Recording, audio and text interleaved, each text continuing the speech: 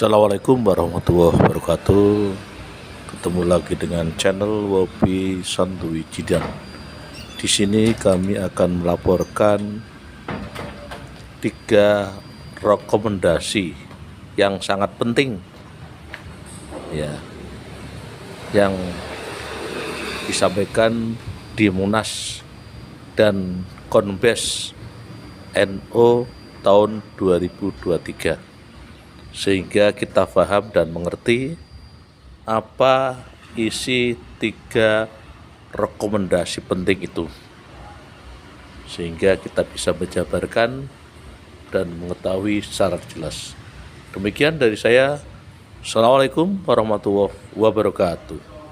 Ada 3 rekomendasi penting yang perlu disampaikan kepada para teman-teman wartawan.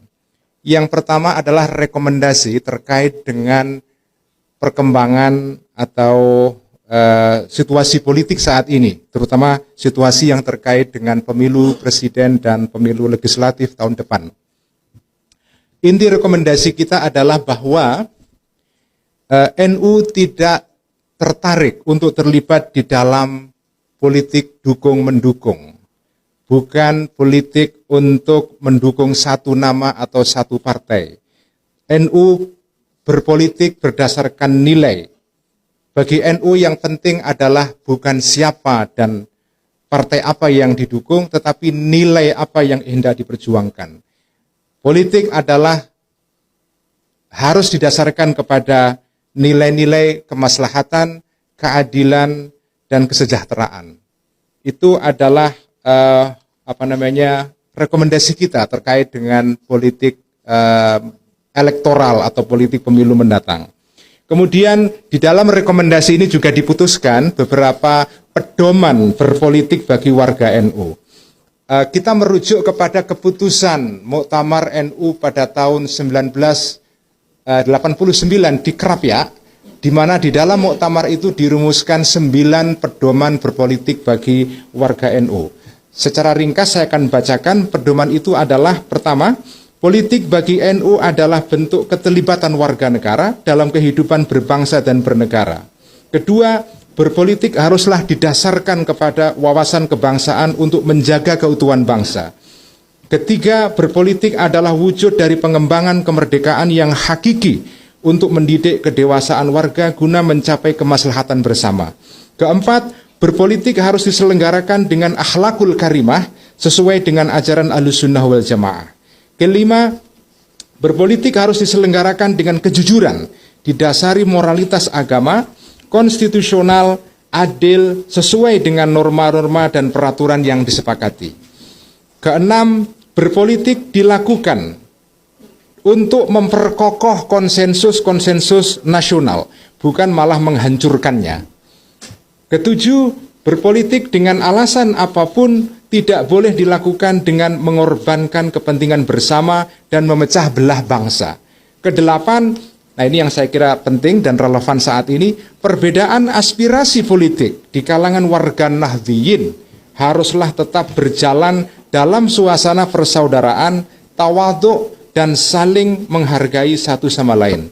Terakhir, kesembilan, politik harus mendorong tumbuhnya masyarakat yang mandiri sebagai mitra pemerintah, begitu rupa sehingga penyelenggaraan negara tidak boleh bersifat state heavy, melulu dikuasai pemerintah dengan mengabaikan aspirasi masyarakat, melainkan bersifat dua arah dan timbal balik.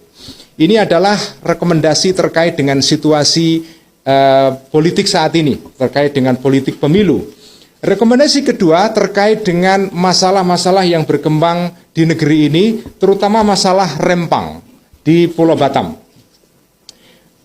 Kita sudah mengemukakan sikap ini atau pernyataan mengenai isu ini di dalam konferensi pers kita beberapa waktu yang lalu, tapi saya ingin mengulang beberapa poin penting. Pertama, sikap kita adalah dalam situasi atau dalam isu rempang ini adalah: pertama, penggunaan pendekatan keamanan dan kekerasan dalam sengketa tanah rakyat haruslah dihentikan. Kedua, pertumbuhan ekonomi dan peningkatan investasi tidak boleh dicapai, karena kita sebagai negara butuh investasi, tidak boleh dicapai dengan melanggar hak-hak rakyat kecil. Pada akhirnya pembangunan adalah sarana saja. Yang menjadi tujuan adalah manusia itu sendiri. Karena itu kemaslahatan manusia haruslah menjadi pertimbangan pokok. Ketiga, mendorong kepada semua pihak untuk cooling down, baik pihak pemerintah maupun masyarakat. Sementara itu pemerintah haruslah mendengar aspirasi rakyat dengan sebaik-baiknya sehingga kepentingan investasi dan pada akhirnya tidak mengorbankan hak-hak rakyat kecil. Terakhir, ini adalah himbauan kita, mengajak rakyat di Rempang untuk bersabar dan terus berdoa kepada Allah Subhanahu wa taala agar bisa dicapai solusi terbaik dan membawa kemaslahatan bagi semua pihak, terutama pihak masyarakat. Kemudian yang berikutnya adalah rekomendasi terkait dengan pengelolaan sumber daya alam di Indonesia. Secara ringkas, rekomendasi kita adalah bahwa ada masalah yang serius di dalam pengelolaan sumber daya alam kita.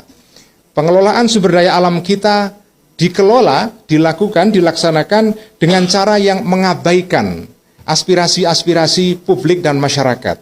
Karena itu PBNU mendorong agar pemerintah dan pihak-pihak yang lain berusaha mencapai konsensus nasional di dalam pengelolaan sumber daya alam.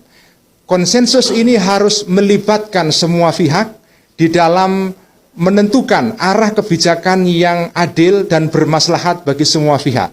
Tidak boleh pengelolaan sumber daya alam hanya didikte oleh satu kelompok saja, terutama kelompok yang menjadi penguasa modal. Terakhir adalah rekomendasi terkait dengan masalah global. Rekomendasi ini adalah terkait dengan adanya konflik, polarisasi, dan kebencian yang makin menguat di seluruh kawasan di dunia. Adanya populisme, politik populisme yang berkembang di banyak negara, dan itu semua adalah perkembangan dan kecenderungan yang memprihatinkan. Karena itu PBNU dalam hal ini mengusulkan dua hal. Pertama adalah agama harus berperan aktif menjadi solusi bagi problem-problem global. Tetapi agar agama bisa menjadi solusi bagi problem global ini, agama harus melakukan kritik diri. Karena ada pemahaman-pemahaman keagamaan yang menimbulkan konflik benturan identitas antara satu kelompok dengan kelompok yang lain.